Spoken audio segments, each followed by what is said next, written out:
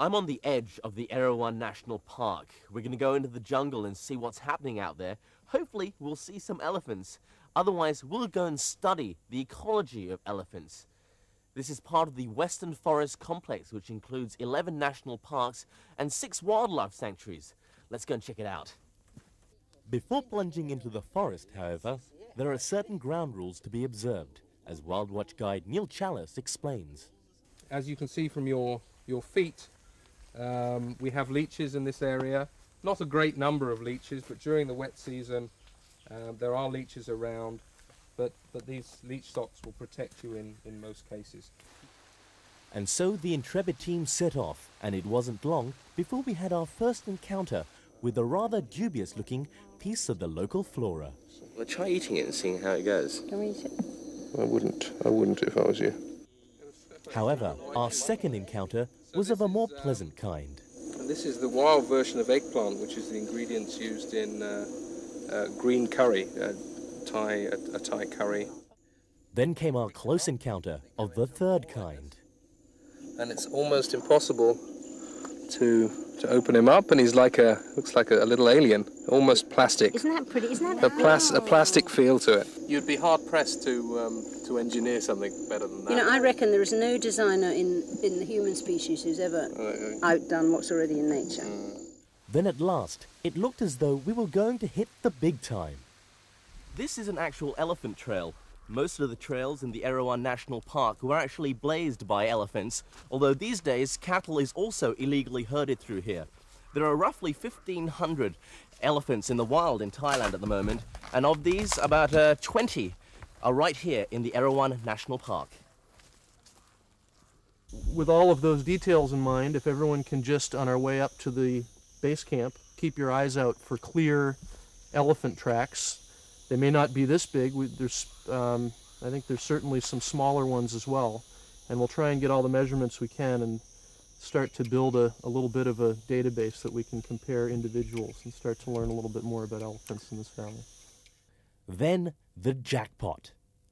We've found some really fresh, juicy elephant dung. Pete, tell me about this.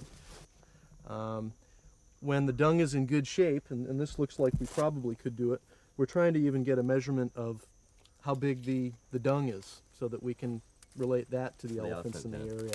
So basically we look for a piece where we can measure the width of, something like this, and that one's about 12 centimeters. So we'll record that, and eventually we'd like to try and link the size of dung with the size of tracks. Okay, Edward, away you go. Wild Watch Thailand's eco-tours certainly offer diversity, with a dash of danger thrown in for good measure. Certainly a section of the trip not recommended for the faint-hearted or those with a fear of heights. Okay. But once you reach the top of Wild Watch's specially constructed viewing platform, the stunning views make the whole ordeal worthwhile. I've been tested more than I expected to. I didn't know I was going to have to climb 20 metres up a tree. So that was a bit of an adventure.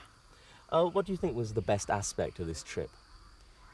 I think the fact that you're really out in the forest in a way that's sort of for real.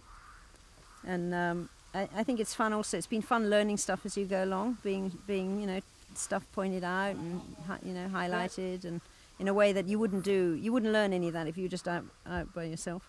In addition to providing educational tours, Wild Watch Thailand also has other lofty ideals. We started about 6 months ago with the main purpose of starting the project to basically provide alternative livelihoods for people around these protected areas where we work. There's a lot of pressure on the protected areas, both from local residents and certainly from other parties, and we thought that by giving people an alternative income, that there might be less pressure on those protected areas. Apart from the elephant signs, what types of animals can we see? Well, we see a lot of birds. We sometimes see large mammals. Right from this spot right here, looking out to the west here, if we get up here in the morning, we usually see great hornbills flying by, which is always a nice sight. The last time we were up here, we saw about 10 species of birds in the morning. They come up and have a nice breakfast up in the platform here. We also there's a variety of reptiles and amphibians that we see virtually every trip.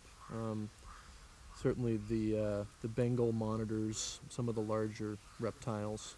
Tigers?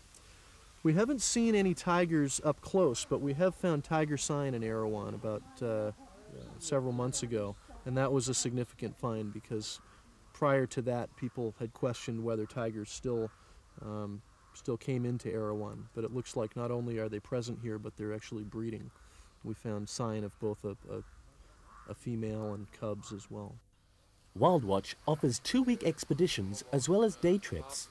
For a quality experience, contact them on 01 841 5712 or email them at neil@wildwatchthailand.com. There you go. Sorry, you're on the line anyway.